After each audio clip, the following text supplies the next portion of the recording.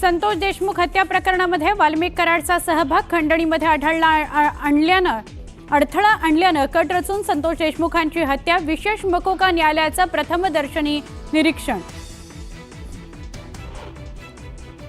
कृषी मंत्री सभागृहात 18 ते 22 मिनिटं पत्ते खेळत होते। विधिमंडळाच्या चौकशी अहवालातून माहिती समोर। रोहित पवारांचा ट्विट करून पुन्हा कोकाटेंवर घणाघात।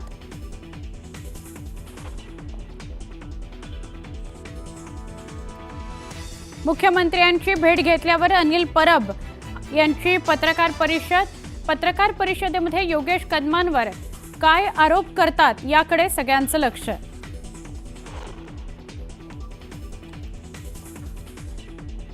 वसई विरार महापालिकेचे माजी आयुक्त अनिल पवारांच्या घरावर छापा। ईडीकडून नाशिकमध्ये छापेमारी। तब्बल 18 तास चाललेल्या चौकशीत काय घबाड सापडलं, अजून गुलदस्त्यात।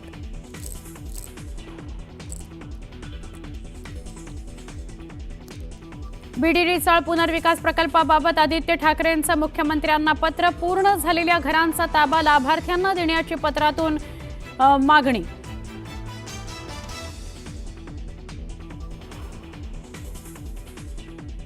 भाजपने आम्हाला देशभक्तीचे धडे देऊ नये, मी माझ्या विधानावर ठाम, तर भाजप त्यांच्या फायद्याकरता ऑपरेशन सिंदूरचं क्रेडिट घेत असल्याची प्रणिती शिंदेंचा भाजपवर आरोप।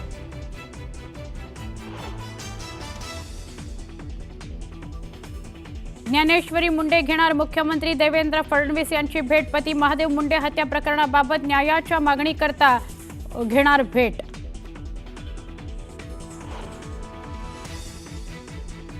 मुंबईच्या वडाळ्यातील बेस्टच्या 100 बसगाड्या धुळखात पडून कंत्राट रद्द केल्यानं बस भंगारात गेल्या।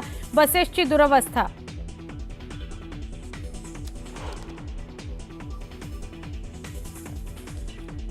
मुंबईतील गोराईमध्ये जागेच्या वादातून भाजी विक्रेत्यावर हल्ला।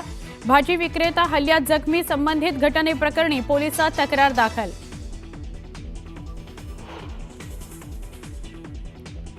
पंढरपुरातील चंद्रभागा नदीच्या पाणी पातळीत सलग तिसऱ्या दिवशी वाढ। चंद्रभागा नदीपात्रात पूरस्थिती। वलठाण धरण 100% भरलं।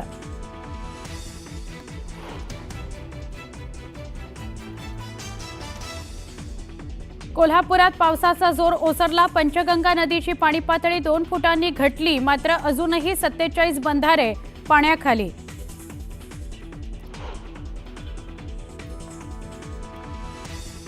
जम्मूला मुसळधार पावसानं झोडपलं। ढगफुटी सदृश्य पाऊस। जम्मूमध्ये नद्यांनी ओलांडली धोक्याची पातळी।